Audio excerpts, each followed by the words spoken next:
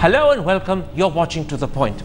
The government has decided that it will move fast to change the way judges are chosen and create a National Judicial Commission for this purpose. So tonight, in an exclusive interview, the chairman of the Law Commission explains how serious are the infirmities that have undermined the present collegium system and what is the sort of National Judicial Commission the government should create. That's the big interview in part 2. But first, you can't fail to miss the spate of bad behaviour by our MPs and MLAs. If they're not force-feeding caterers, they're threatening to rape the wives of their opponents. Some of them claim Sania Mirza is the daughter-in-law of Pakistan. Others tell the opposition in the Lok Sabha to go home to Pakistan. Whilst in Goa, they have no qualms spending taxpayers' money on a junket to the World Cup or claiming girls in short skirts visiting pubs invite rape. So tonight we ask, how should we explain such incredible behaviour and what can we the people do about it? That's the first discussion. And now joining me to talk about what you can only call the buffoonery and lunacy of some of our politicians is the managing partner of Councillor Sohail Seth, the country's best-known sociologist Dipankar Gupta, one of Parliament's youngest MPs, Biju Janata Dal's Kalikesh Narayan Singh Deo, and BJP spokesperson Shaina NC. Sohail Seth, let me start with the weird things our politicians are up to. In Delhi, Shiv Sena MPs try and force-feed catering staff. In Goa, a minister claims that India is actually a Hindu nation, whilst his brother wants to ban bikinis. In the Lok Sabha, a BJP MP tells the opposition to go home to Pakistan. In Bengal, MPs threaten to rape their opponents. And in the meantime, a Telangana MP has decided that Sania Mirza is the daughter-in-law of Pakistan. To use a colloquialism, do you get the feeling our politicians have simply lost it? No, I think some politicians have lost it. They've replaced IQ as in intelligence quotient with idiot quotient. So you have a lot of idiots parading up and down. They get brazen because they think they are either funny or sensational or get media attention. What's worse is, actually they know no better. So biblically, you've got to forgive them. These are people who lack pedigree, who lack sensitivity, who believe they'll be more loyal to Narendra Modi if they, at the drop of a cap. So this is the kind of ridiculous behavior we're seeing. So the way to deal with them, and that's your pertinent question, is actually to ignore these jokers. You see, these jokers only get into prominence when the whole country rallies around them and says, oh, but look at that idiot. Actually, when a caravan moves on and dogs bark, the caravan doesn't stop to, kind of look at the dog. The caravan moves on. I think it is time for India to accept three things. Number one, we have rank idiots in politics, just like we have rank idiots elsewhere. Number two, these dolts know no better, so don't even forgive them, just ignore them. And the third thing is, have demonstrable legal action against some of their utterances. Some of these guys need to go to jail, but they need to go to jail for being stupid, insensitive, and utterly discompassionate. That's why they need to go to jail. They don't need to go to jail, as martyrs. They need to go to jail for their insensitivity. But again, I'm saying that is pushing the needle too far. Okay. Let these barking dogs lie, because they're just that. Dipankar Gupta, you've heard a very colourful, full, and some would say very controversial explanation of the behaviour of our MPs. Many, in fact, I should add, also would completely agree with Sohail Seth. But let me put it to you like this. At a time when the economy faces serious challenges, when the monsoon is deficient, when encephalitis is threatening both UP and Bengal, how do you, as a sociologist, explain the sort of frivolous manner in which MPs keep behaving and speaking? As there's been a whole spate of it in the last 6 weeks. Well, it doesn't really take a sociologist to say that. I think it's just common sense that these MPs or politicians, some of them are not even MPs, are just looking for attention. And the more attention you give them, the better it is for them. I think Mr. Vedic, for example, must have been really delighted with all the attention he got. And likewise with this other MP who said things about Sania. But the fact of the matter is that what these things show is the kind of political underbelly of our country, which is, very upsetting and ugly to look at. I do agree with the previous speaker that we've allowed these people to go too far. They've gone unpunished for a long, long time, not just now, but even during the earlier regime, all kinds of things were happening. It is not as if these fringe elements have suddenly come out of the woodwork and surfaced. They've been there for a long time. They've been saying terrible things. The Nav Nirman Samiti, the Shiv Sena, Bal Thackeray, the Ram Sene, you just name it, and including many Islamic groups as well, have been saying things, which is why I agree that they should probably be sentenced, maybe jail or whatever, because most of them, believe me, are paper tigers. And we have to show them up to be paper tigers. Okay. Hearing from Sohail Seth and Dipankar Gupta is actually a fair measure of contempt for the way some of your colleagues in Parliament behave. Now, as a young second-time MP, are you proud of the way your colleagues have behaved, or are you sometimes deeply embarrassed by them? Karan, I share their contempt in equal measure, because some of the things which have been said, any sane person couldn't agree with them or couldn't endorse them. I think it's disturbing that such extreme views exist in our society, assuming that they are pandering, these politicians are pandering to some section of the society.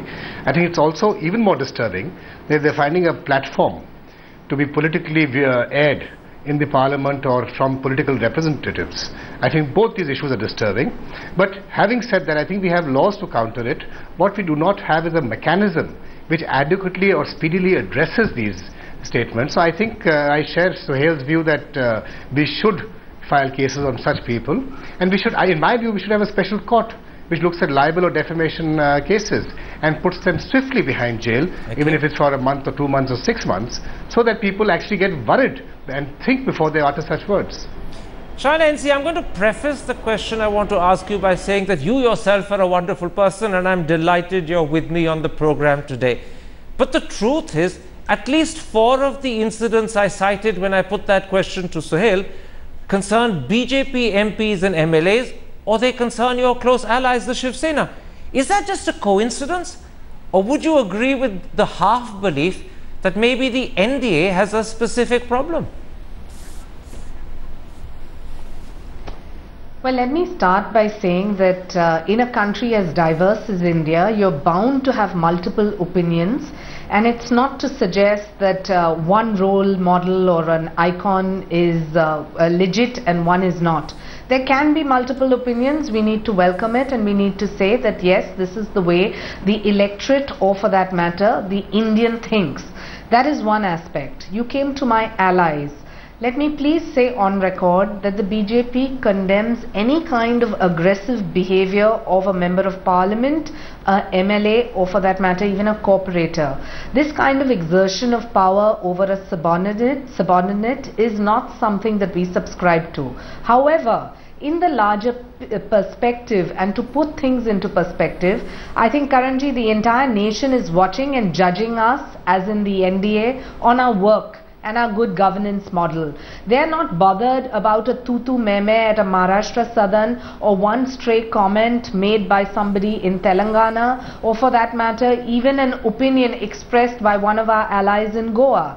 And that is the reason I am not ducking your question, and I am saying that in a country like ours and in a large organization like ours, you're bound to have the odd case. Today, if you analyze Vedic Ji's case, he's probably let's not take Vedic Ji, because Vedic Ji actually is not an MP or an MLA. Vedic Ji has been analysed to death by us earlier. Let's leave him out. I want to in fact do exactly what you're doing. Take up 1 or 2 examples and analyse them a little closely. Let me start with you, Sohail Seth. Let's begin. Let's begin with what the Shiv Sena did. Now, they say that their MPs weren't aware that the caterer that they were force feeding was a Muslim who was fasting because of Ramzan. Does that therefore mean that it's okay to force feed Hindus and Christians, and it's okay to force feed a Muslim if he's not fasting? Because that seems to be the corollary to their defensive logic. You know, I'm very disappointed with Shaina saying, oh, you know, in the larger scheme of things, there are 1 billion people, so 17 people can be insensitive dolts, especially when they are in elected office. I think that logic is very obfuscatory. Having said that, the Shiv Sena is known to be a party of thugs. What has Taposh Pal done, that scoundrel member of parliament from Bengal? Gotten away? He's threatened people with rape, with murder, he's gotten away. It is the brazenness, Karan, which we need to worry about, number one. Number two, please understand, it is no one's point that only one party is to be blamed. We have a culture of brazenness and insensitivity which needs to be tempered. The tragedy has been, none of these people have been booked. Now, you can't send these jokers to jail because even jail will not temper them. The only way you can punish them is by debarring them from electoral politics for 10, 15 years. That's when it pinches them, because then they can't have power, they don't make money, and they can't be stupid. Okay. So if these three things are hurt, that's when the cookie will crumble. Finally, I will say this to Shaina NC so that she can tell her bosses, you make Narendra Modi look very silly when you have jokers in the Goa government making those stupid utterances that they do. Because exactly the point you made, good governance is sidetracked and stupidity is showcased. Very quickly, why are you doing a disservice to Narendra Modi when he's about to settle things? Okay, let's give her a chance to answer. What the point being made is a very clever and simple one. Narendra Modi is being given a bad name by the sort of MPs he doesn't criticize. I want to add that to Sohail saying, had Mr. Modi distanced himself from these supporters, he would have saved himself the association with them. But he's not, and therefore they are giving him a bad name. Absolutely. Who says so and who decides so? Sohail earlier made a point about ignoring these stray odd cases, and that's what I subscribe to. There is no disputing the fact that nobody wants these arrogant blokes in public life or politics. However, in the larger the organization, you will have a stray odd case. To suggest that Narendra Modi or the BJP or the NDA is the Deputy Chief Minister of Goa has said today that India is a Hindu nation. He says that he is a Christian Hindu. A definition that defies all logic. Now, no one in your government in Delhi has spoken out to say that this is ridiculous. It is probably offensive to genuine Christians. And what I'm saying to you is that the silence seems to not just encourage folly, but by association, Mr. Modi's good name gets spoiled. That's the point. You want to answer it? Let me please correct you, and let's not just cherry pick, because I heard the statement of the Deputy CM where he said that we call our country Hindustan. So isn't Hindu a part of Hindustan? And he himself is a Catholic. This is being Please too clever realize by far. that Goa is a state Hindustan where we have is one thing, but to claim all Indians are Hindus is another. And you know that these are two different points. Let me bring in Dipankar Gupta. Dipankar Gupta, I'm sorry, Shaina NC, you're being clever and you're playing with the word Hindustan to try and claim that somehow all residents of Hindustan must be Hindus, and that is not just illogical, it's wrong. Let me bring you in, Dipankar Gupta. Let me quote to you what Samna has said in defense of the Shiv Sena MPs who tried to force feed a Muslim. They said, why is an unnecessary controversy being created over a chapati, whilst no one raises a voice over the rapes committed by some Muslims during the holy month of Ramzan? Now, I put it to you, is that good, sensible, acceptable defense, or is it distorted, if not perverse, logic? No, obviously, it's not a good defense at all. And I think it was Sohail who said earlier that just because, even if you accept the fact that nobody knew he was a Muslim or whatever, that doesn't justify that kind of action, high-handedness of the Shiv Sena MP. There's no doubt about it. You can't excuse that away. And I feel that when the media brings out these things, there is an element of sensationalism, no doubt. And I have often railed against it as well. But in a way, they help us understand what is happening at the popular level. What do people talk about in unguarded moments? And at the same time, we should also realize that these unguarded statements must be coming out all the time from the mouths of such individuals. And that does create a political atmosphere which is not conducive to democracy. Okay. Which is why when the media does bring out these things, there is an element of sensationalism. I do think that they should temper that. But the fact of the matter is that when these things are said and they go away unpunished, it also creates a political atmosphere which is really quite harmful. Not so long ago, 6 MLAs and ministers in Goa decided that they could go on a junket to Brazil to study the World Cup at taxpayers' expense. When they were caught out, they decided to pay for themselves. But doesn't that example show that MLAs and ministers have no qualms about using taxpayers' money on themselves? They behave as if it's their own money, and no one can challenge what they do with it. Absolutely. I think that particular example is debasing governance as a whole. And of course, that particular example from Goa was also backed by the government of Goa, which is why the outrage existed, especially when Mr. Modi talked about less government and more governance. Coming to what was earlier discussed, Karan, I think when the political representatives from any party, political parties, which talks about good governance, which talks about secularism, we will have one-off statements which try and create a political stir, which create, maybe have a communal twinge to it, or have another angle to it, which is where the political party is playing to a different constituency. I think this is quite shocking and it's quite sad. I think political parties, especially when they are in government, need to be very, very clear that if an individual MP or an MLA comes up with a statement or makes any action which is regrettable, the party must be the first person to regret it and not keep silent. Shaina NC, let me give you an example, not from the BJP, not from one of your allies, but in fact from the Trinamool Congress, and let's see whether in response to that. But look what happened when Parliament began. Absolutely no one moved to discipline him, absolutely no one moved to punish him. And I put it to you that what that suggests to the country is that at the end of the day, MPs end up protecting themselves. No one is punishing Tapas Pal, no one is moving the Ethics or Privilege Committee against him, and yet he's given MPs in Parliament a terrible name. Would you accept that this is deeply disconcerting to India? Let me say, as a young representative of a political party, I hope that we as a political class would rise above board, and especially in cases like this where you have insensitive commentary towards women, etc., we do not let it just go lying down. There needs to be that outrage in Parliament. You're giving me a little bit of a homily, like a school teacher talking to little kindergarten students. Why not answer my question? Shouldn't Parliament take action against the Pal? And if MPs in Parliament don't demand action, then what's the point of shouting themselves hoarse outside Parliament? There's no question of that. There are issues which are raised in Parliament which are very, very crucial and important, and it depends on what is being tabled that day. Somehow, sometimes, issues that need to be tabled on a specific day go unnoticed because of other baggage, and that is the reality, and I'm sure Kalikesh will not sure how endorse that's me an when I answer to say the question that. I put to you at all, unless you're simply prevaricating and evading altogether. The fact that BJP has raised almost every single issue in Parliament. No, Shaina NC, that's not even an attempt at answering my question. My question was about the Pal and Parliament's failure to discipline him. You haven't even addressed that issue. Let me leave you there. You clearly don't want to address it. I can understand the embarrassment you feel, but let's not waste time therefore prevaricating. So he'll say, let me put something else to you. On paper at least, our MPs, or many of them, have very impressive educational qualifications. Tapas Pal, who I was talking about a moment ago, is a Bachelor of Science.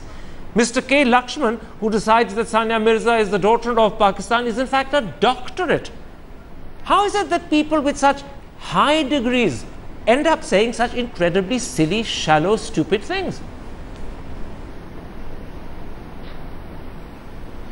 Because intelligence doesn't necessarily come with education. Neither does wisdom come with age. So, you have these idiots roaming around. Now, Taposh Pal belongs to the Lok Sabha. Narendra Modi is the leader of the House. Forget being Prime Minister, he's the leader of the Lok Sabha.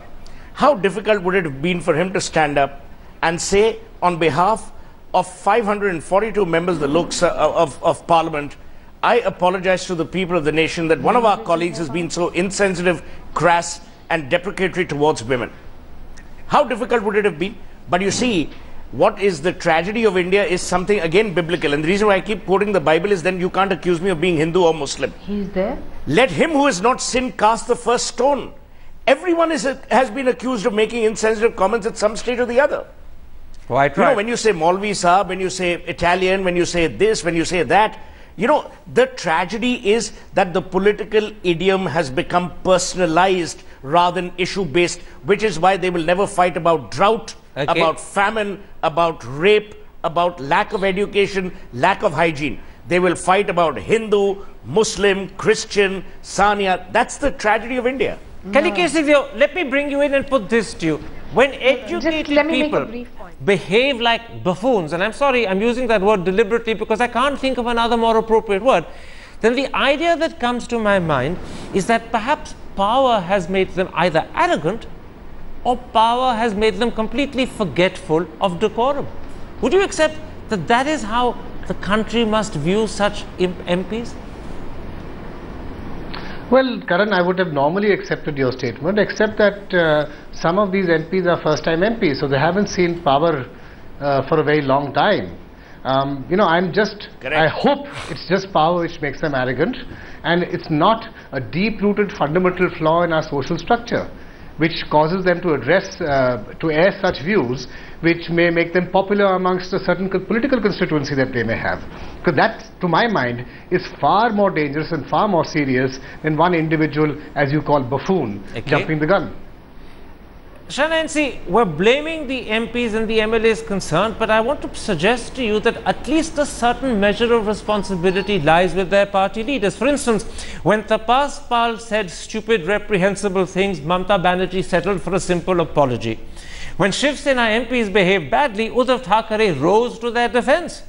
When BJP ministers in Goa say stupid things, the chief minister doesn't bother to sack them, he simply puts up with them.